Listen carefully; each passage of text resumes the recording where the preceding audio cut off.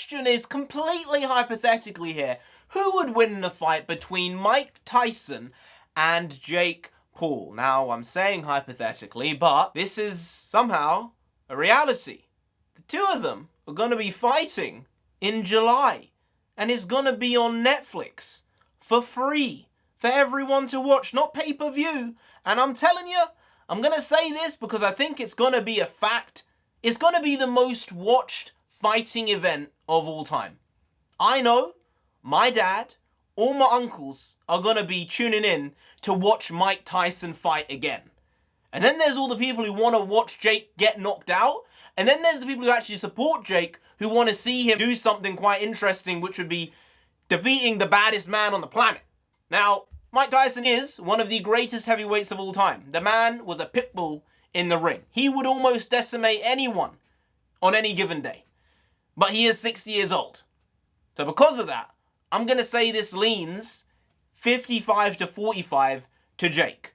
But if this was prime Mike Tyson, this is 98% Mike Tyson. He's winning the fight. I also have to say this. Jake Paul is not as much of a dickhead as I used to think. All right? The guy has a lot of business acumen. He has some common sense. He is a high-level prick, but he accepts the prick. The way I see it is Logan Paul thinks he's Captain America, or at least he thought he was. But he was actually Homelander for all those years. Now, if you don't know the boys, Homelander is like if Superman and Captain America was a monster. That's what you get. That's Logan Paul. That's the way I see him, at least. Maybe he's not like that in real life. Maybe that's not who he is as a person. But the way he comes off is he thinks he's the shit. He thinks he is the American dream. But he ain't Dusty Rhodes. He ain't the American Nightmare either. He ain't Cody Rhodes.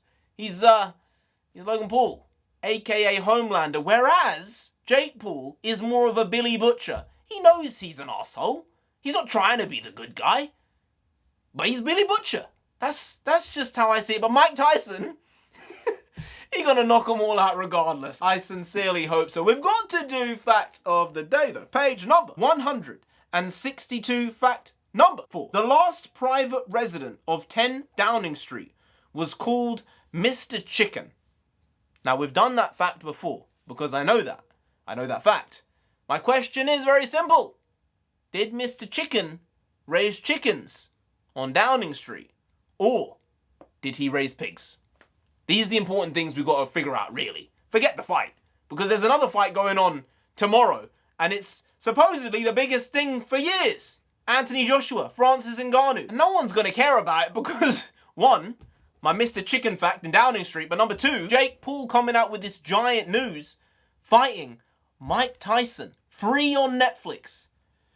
I've always said Netflix has one thing it needed to do to save itself, and that was live sports.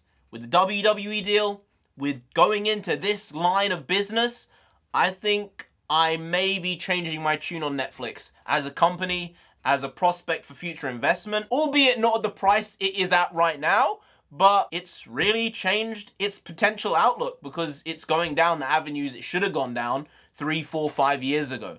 Better late than never, and maybe they might become the behemoth that they were projected to be all those years ago, because it's been very stagnant from Netflix for many, many years now. I'm not, going to tell you what to do with your financial situation. Don't take my advice. I'm just saying, not at this price, but at a cheaper price, it might be potentially a good idea. But then again, I don't know shit. What I do know is, Mike Tyson, he's got dynamite in both hands and his mouth when he bites people's ears off. So, that could be something, man. He might bite Jake Paul's lip off. I just don't know. Would be interesting, though.